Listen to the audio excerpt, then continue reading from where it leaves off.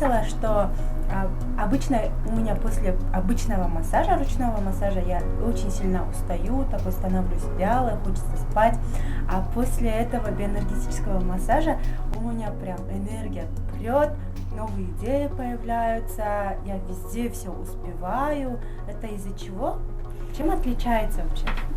Отличие обычного массажа физического от массажа на биоэнергомассажере значительно отличается состояние человека, потому что, во-первых, биоэнергомассажер, он предназначен для того, чтобы улучшить состояние человека, поднять иммунитет, восстанавливается кровообращение. Затем, работая с меридианами и энергоканалами, мы убираем блоки, которые возникают у человека вследствие заболеваний, воспалительных каких-то процессов. Эти блоки, когда снимаются, человек восстанавливается, у него восстанавливается иммунитет, и, конечно, у него появляются совсем другие цели в жизни, новые идеи, новые цели, и, в общем, он дает полную энергию.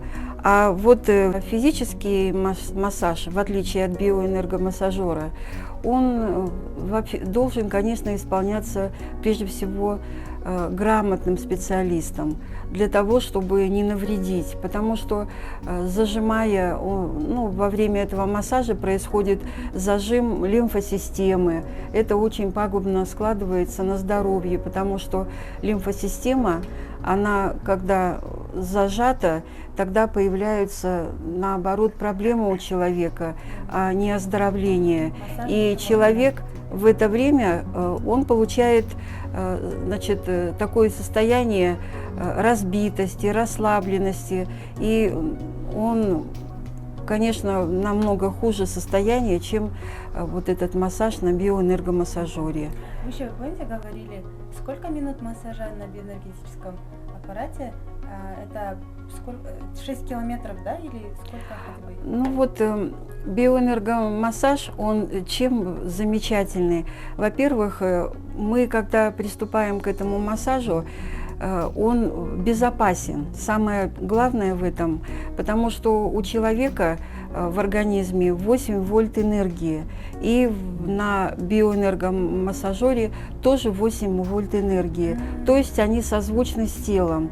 Но когда мы приступаем к массажу, мы включаем интенсивность, добавляем, для того, чтобы нам работать, устранять, вот я уже говорила, блоки, которые образуются в энергоканалах.